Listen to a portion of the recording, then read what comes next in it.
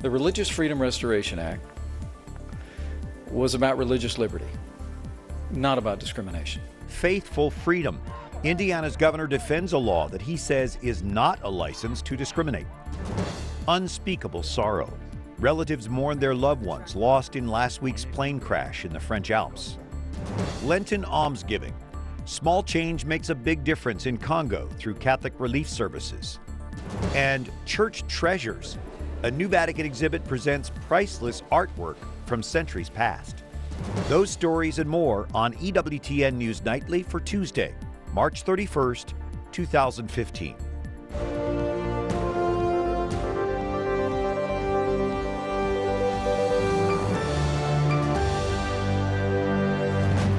Good evening. Thank you for joining us. I'm Brian Patrick with your news now.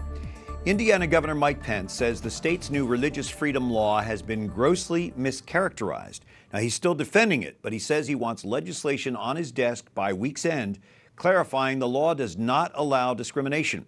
Suzanne LaFranchi is here tonight with more. Brian, the story continues to make headlines tonight. At his news conference today, the governor said he never expected this kind of backlash when he signed the bill. While Pence says he is still pleased to have signed the law and continues to stand by it, modifications will be made.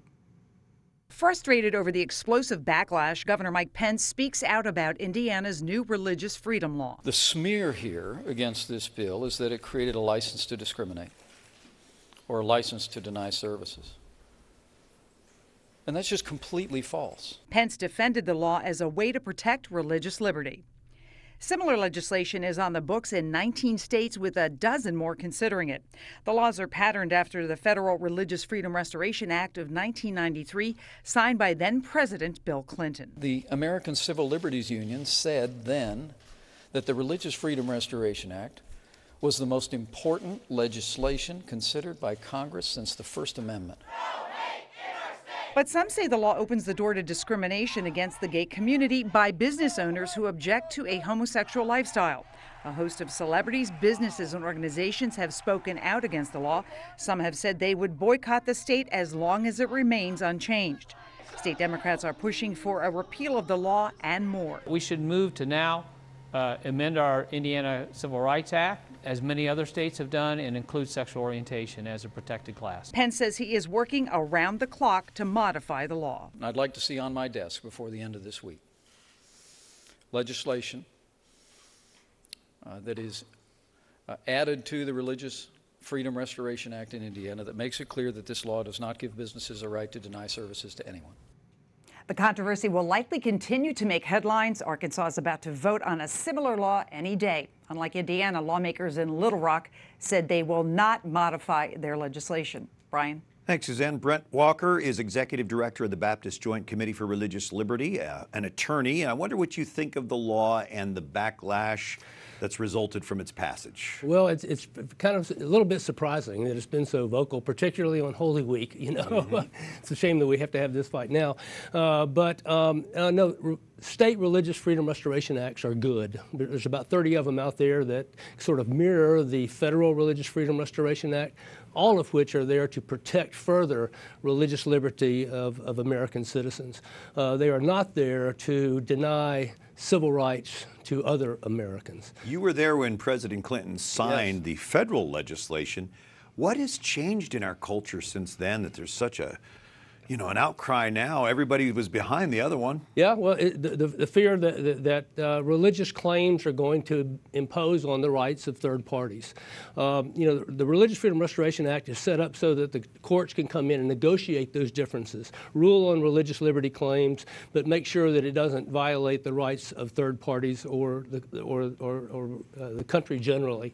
And it can make those adjustments that are needed. So this bill is far from perfect, and I really look forward to seeing what the governor is going to come up with, or the Indiana legislature in the near future. But it is not a license to discriminate, even in its present form. And for those who want the bill, it's not going to be surefire protection against gay rights or having to deal with same-sex marriage. Both sides, I think, are engaged in hyperbole when they talk about what they say or believe that this act is going to do to their interest.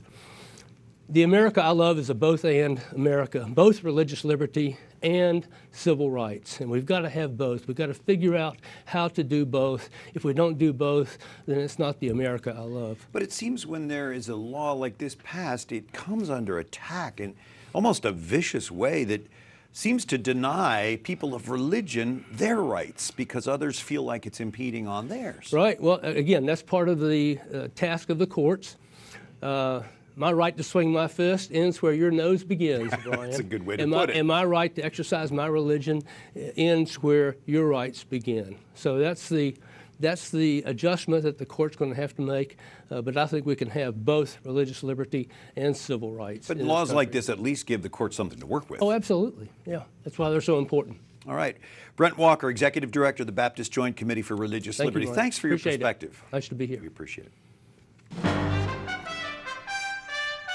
Now some of the other stories our EWTN News Nightly team has been covering in today's world. After a single day of testimony, the defense rests its case in the Boston Marathon bombing trial. Zohar Tsarnaev's lawyers called just 4 witnesses. One testified that Tsarnaev was not with his older brother when parts for the bomb were purchased. Tsarnaev's lawyers admit he took part in the bombings, but they're trying to paint his brother as the mastermind of the plot. If Tsarnaev is convicted, the same jury will hear more evidence and then decide if he'll face the death penalty. Police have caught the man they say escaped custody at a Northern Virginia hospital this morning. Police say Wasan Hazai, wearing only a hospital gown, overpowered a guard, grabbed a gun, and stole a vehicle.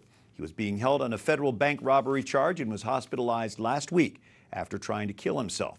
SWAT teams spent the early morning hours searching neighborhoods in Northern Virginia before they finally caught up with the fugitive. Talks with Iran over nuclear development will continue. A U.S. official says enough progress has been made to extend today's deadline for drafting an agreement framework. Secretary of State John Kerry says difficult issues remain unresolved. Questions are still being raised over uranium enrichment and where stockpiles of enriched uranium can be stored. There are still differences on limiting Iran's nuclear research and development and when sanctions should be lifted from Iran. A deal is expected to be finalized in June. Israeli Prime Minister Benjamin Netanyahu is again speaking out against any deal with Iran. Addressing his own country's new parliament today, he says a deal would pave the way for Iran to build an atomic bomb. Netanyahu says the emerging deal is expected to leave much of Iran's nuclear infrastructure intact. He criticized the talks earlier this month before a joint session of Congress here in Washington. As victims' families, members gather at the French Alps crash site memorial, new evidence raises new questions about what was known of the co-pilot's mental health. Emails from co-pilot Andreas Lubitz tell Lufthansa's flight school that he had a serious depressive episode in 2009. Lufthansa says Lubitz passed all medical checks after returning to the school. An aviation medical examiner who does yearly tests on pilots says the tests do not focus on mental health. Basically, when this guy comes to me, the pilot comes to me, as I told you, I make a physical exam. There is no real psychiatric exam. I'm not a psychiatrist. Prosecutors say Lubitz intentionally crashed the Germanwings plane last week, killing all 150 people on board. The Vatican defends the recent appointment of a Chilean bishop by Pope Francis. Monsignor Juan Barros faces allegations that he covered up abuse by another priest. A Vatican spokesman says, after careful examination, no objective reasons were found for not appointing Barros as bishop. Barros insists he did not know of the abuse until reading a 2010 news report. Pilgrims travel thousands of miles for an experience of a lifetime, Holy Week in Rome. We have our own personal tour guide for Holy Week in Rome. Ashley Nerona is a tour guide, and she's joining us on EWTN News Nightly. Give us just a sense of the excitement of being in Rome for Holy Week. Well, Brian, there's such excitement here on the streets of Rome. We see that pilgrims have come from all over the world. There are long queues, for example, in front of the various churches. So you just get the sense that there's so many people who've come from far and wide to be in this holy city and experience Holy Week here in Rome. Many of them will gather for the Pope's general audience tomorrow, but then there are the traditional Holy Week services, which are beautiful in themselves. What is it like to attend a Holy Week service with the Holy Father presiding? Well, I can't tell you how exciting it is because you really, of course, being in the city where St. Peter himself is buried, you get the opportunity to experience the continuity of from Peter to Pope Francis today, and especially to do that with people from all over the world experiencing the universality of our church. And there's such humility in these services where the Pope himself washes the feet. Pope Francis has chosen to do that in prison, so that is not open to the public. We see those pictures. But in the Colosseum on Friday, aren't there huge crowds that come to participate in the Stations of the Cross? There are absolutely huge crowds that go wherever the eye can see, covering the entire Colosseum, up and down in front of the Forum as well. And yet there's such a sense of reverence. People have candles and, of course, are truly participating in a very prayerful way in the experience. Rome tour guide Ashley Nerona, thank you. Coming up, a Vatican delegation just back from Iraq urges support for refugees there. And Terry Schiavo's brother remembers his sister 10 years after her untimely death.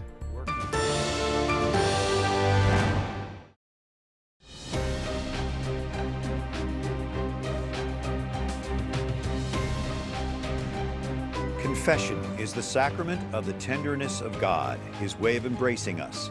Today's tweet from the Twitter account of Pope Francis. On this Tuesday of Holy Week, thanks for joining us. I'm Brian Patrick.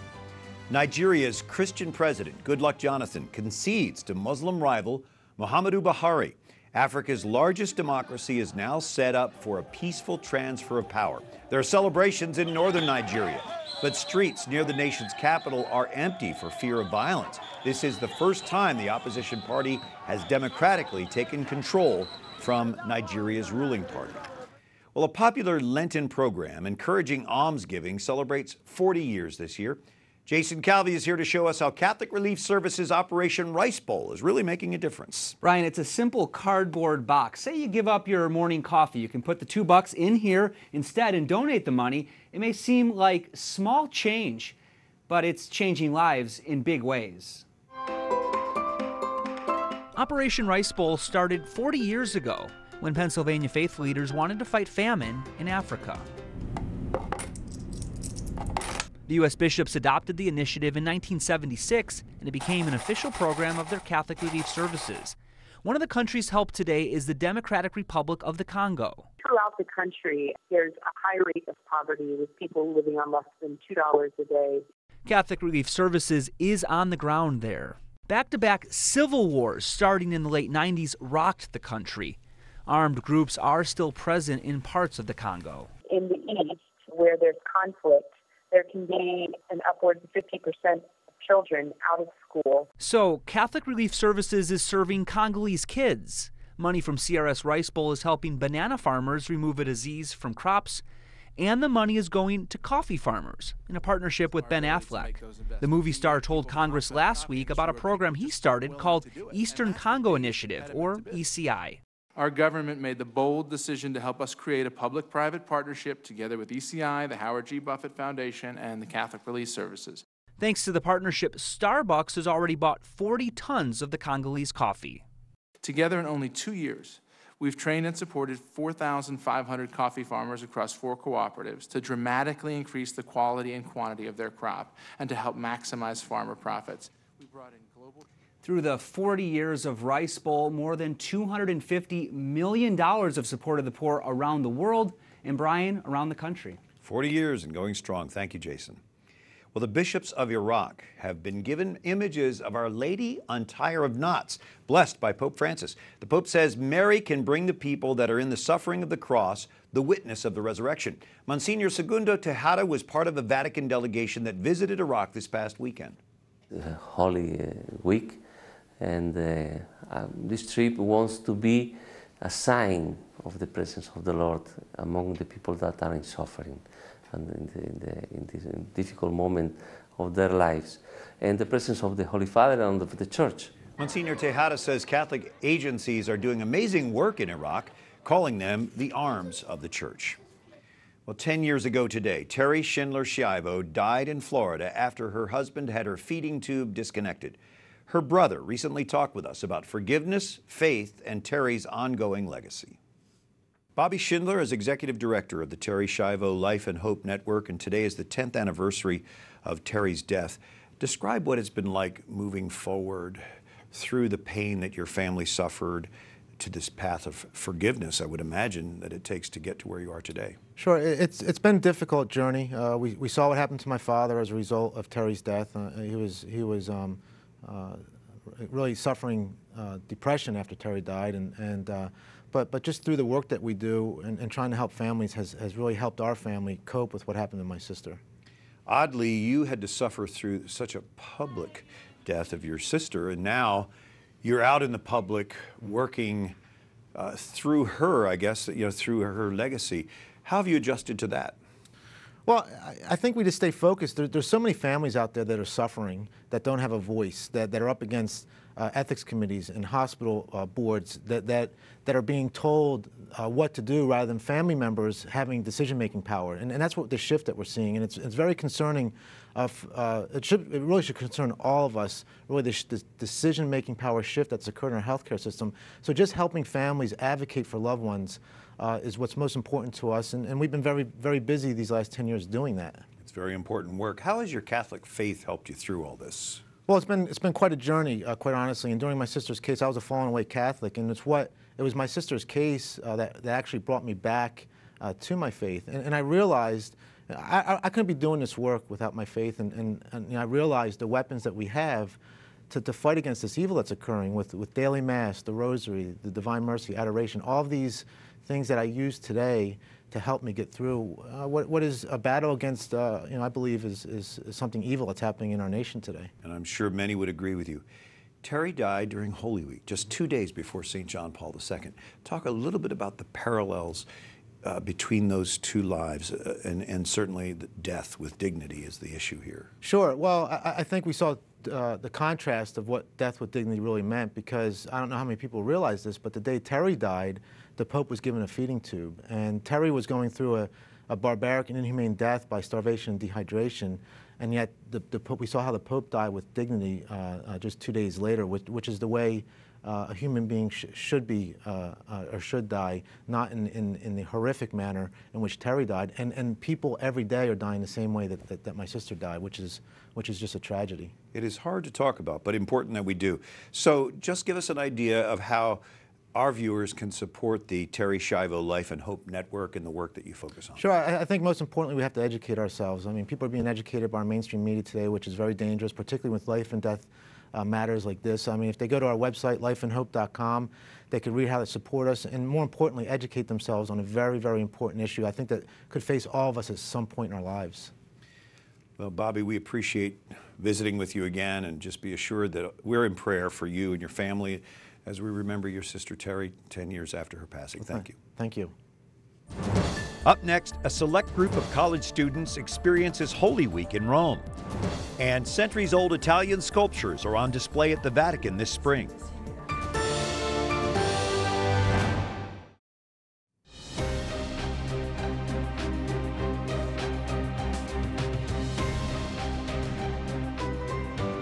It is Tuesday of Holy Week, and from today's Gospel, the 13th chapter of St. John, Peter said to him, "Master, why can I not follow you now?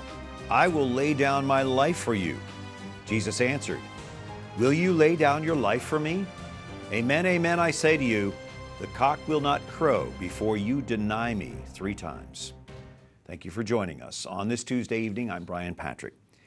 Thousands of pilgrims are visiting Rome this Holy Week. Many are college students. They're attending an international congress called UNIV. The yearly gathering was inspired by St. Jose Maria Escrivá, founder of Opus Dei. The group teaches that everyone is called to holiness, that ordinary life is a path to sanctity. Each year for nearly 50 years, several thousand students come to Rome for conferences, for roundtables, and concerts. They also participate actively in Holy Week services at the Vatican and throughout Rome. Helen Keefe, a recent Harvard graduate now studying philosophy in Rome, is taking part in the UNIV conference in Rome and joining us. What is the overall focus of this conference, Helen? This year's topic is friendship, model of a new citizenship. And I think the idea here is to kind of introduce a topic into the public sphere that maybe we don't always think about. Friendship, we tend to think private sphere, my friends, my decisions, which is true. But it also reflects a reality of man, which is that he's a social being. So how can we introduce that topic into the public sphere, the public dialogue that ultimately makes decisions that affect everybody? And certainly a friend of your Congress is St. John Paul II, involved for some 25 years. How is his legacy carried on? We would often have big get-togethers with him. We've gotten together with Pope Benedict, Pope Francis. In fact, tomorrow we have the Wednesday audience, and all of UNIV will also be there as well to show our affection for Pope Francis, listen to his words, see how we can put that into practice. And I'm sure with all you young people in Rome, there's quite a bit of excitement over the Sacred Triduum, the Easter celebration. Will you participate in that as well? Yes, so that's another aspect precisely of being here during Holy Week, to be able to celebrate the most important week for a Catholic. So many of the students have an opportunity to go to the services of Holy Week in St. Peter's, or if not St. Peter's, in one of the other beautiful churches in Rome. A lot of people do the visit to the 7 churches on Holy Thursday, which is a very Roman tradition. I think they also have an opportunity to learn a lot about their faith when they're here. What a great opportunity for you and all the other young people there in Rome, and we thank you for sharing it with us. Helen Keefe joining us from Rome and the UNIV Congress there. Thank you, Helen. Thank you. Of course, we all can't go to Rome, but fortunately, EWTN will bring you all of the masses and wonderful celebrations from Rome and throughout the world throughout the next few days, especially with Holy Thursday, Good Friday, Holy Saturday, and into Easter Sunday. So stay here with EWTN for that nonstop coverage. A new exhibit at the Vatican takes pilgrims back centuries through the region that surrounds Rome. These sculptures are from the 14th to 18th century. They will be on display until June near St. Peter's Basilica. These precious metals artwork feature full figures, heads and busts using reliquaries, as well as crosses, sacred vessels, and ornamental figures. Siamo quasi alla vigilia del grande giubileo. We are almost at the eve of the Great Jubilee, and this exhibit tells the stories of the saints and the Church of Lazio, Italy, the territory around Rome. These pieces perfectly illustrate the religious spirit of the Jubilee that the Pope proclaimed a few days ago. Pope Francis dedicates the Jubilee year, beginning on the Feast of the Immaculate Conception, December the 8th, to the virtue of mercy. We appreciate you being with us tonight and throughout the week, this Holy Week especially. Until tomorrow, for the EWTN News Nightly team, I'm Brian Patrick. In preparation for the Sacred Triduum, we want to leave you tonight with these Holy Week moments from years past. Good night and God bless you.